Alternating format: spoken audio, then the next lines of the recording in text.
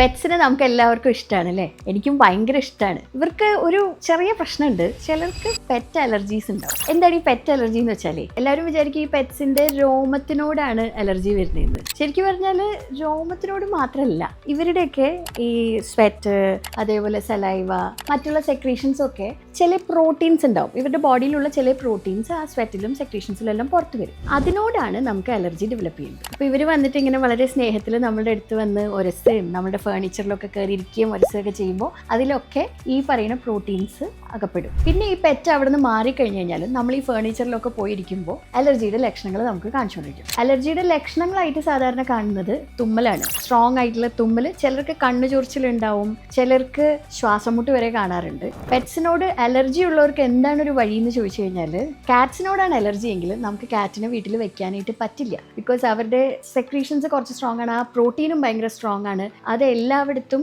ഒട്ടിപ്പിടിക്കുന്ന ഒരു പ്രോട്ടീനാണ്. അപ്പോൾ നമുക്ക് കാറ്റിനെ കീപ്പ് ചെയ്യാനായിട്ട് വേറെ വഴിയൊന്നുമില്ല. പക്ഷേ കാറ്റ്സിനോട് മാത്രമേ അലർജി ഉണ്ടായിട്ടുള്ളൂ എന്നുണ്ടെങ്കിൽ ഹൈപ്പോ അലർജനിക് ആയിട്ടുള്ള ഡോഗ്സിനെ നമുക്ക് വീട്ടിലൊന്ന് കൊണ്ടുവന്ന് നോക്കാവുന്നതാണ്. അതിന് നമ്മളൊരു 1 hour കാർ റൈഡ് ടെസ്റ്റ് എന്ന് പറയുന്ന ഒരു സംഗതി വേണമെങ്കിൽ ചെയ്ത് നോക്കാം. നിങ്ങൾക്ക് ഇഷ്ടപ്പെട്ട വെറൈറ്റിയിലുള്ള ഡോഗിനെ കൊണ്ട് ഒരു 1 hour ഒരു ക്ലോസ്ഡ് ആയിട്ടുള്ള റൂമിൽ വേണമെങ്കിൽ ഒരു കാർ ഡ്രൈവിന് അവരെ കൊണ്ടുപോകാം. അപ്പോൾ അവരുമായിട്ട് നമ്മൾക്ക് പ്രോബ്ലം ഇല്ല എന്നുണ്ടെങ്കിൽ നമുക്ക് അവരെ വീട്ടിൽ കൊണ്ടുപോയിട്ട് വളർത്താവുന്നതാണ്. പിന്നെ പെറ്റ്സിന്റെ ഫറിന് ഉണ്ടാവുന്ന വേറൊരു സാധനം എന്ന് വെച്ചാൽ, വളരെ ഫറി ആയിട്ടുള്ള ലോങ് ഹെയർ ഒക്കെ ആയിട്ടുള്ള ചില ബ്രീഡ്സ് ഉണ്ട്. അവരുടെ ഫറിന്റെ ഉള്ളിൽ നമ്മളുടെ ഡസ്റ്റ് മൈറ്റ് എന്ന് പറഞ്ഞിട്ട് ഒരു കോമൺ ആയിട്ടുള്ള, വളരെ കോമൺ ആയിട്ടുള്ള ഒരു അലർജൻ ഉണ്ട്. ഈ ഡസ്റ്റ് മൈറ്റ്സ് കയറി ഇരുന്നിട്ട് അതിനോടുള്ള ഒരു അലർജിക് റിയാക്ഷനും കൂടിയിട്ട് ഉണ്ടാവാം. പിന്നെ ഇവർ ഷെഡ് ചെയ്യണ രോമം അലർജി ഉള്ളവരുടെ മൂക്ക് പ്രത്യേകിച്ച് ഭയങ്കരമായിട്ട് ഇറിറ്റേറ്റ് ചെയ്യും. അപ്പോഴും തുമ്മലും പ്രോബ്ലംസും ഒക്കെ ഉണ്ടാവാം. ഷെഡ് ചെയ്യണ രോമത്തിനോടുള്ള ഒരു ഇറിറ്റേഷൻ മാത്രമാണെങ്കിൽ നല്ലോണം വാക്യൂം ക്ലീൻ ചെയ്യും, അവരെ നന്നായിട്ട് ഗ്രൂം ചെയ്യും, ഡെയിലി ബ്രഷ് ഒക്കെ ചെയ്ത് കഴിഞ്ഞാൽ നമുക്ക് അവരെ കീപ്പ് ചെയ്യാൻ പറ്റും. പക്ഷേ പ്രോപ്പർ ആയിട്ടുള്ള ഒരു അലർജി, അതായത് ഇവർ അടുത്തേക്ക് വരുമ്പോഴേക്കും ഈവൻ അവരവിടെ ഇല്ലാത്ത സമയത്തോ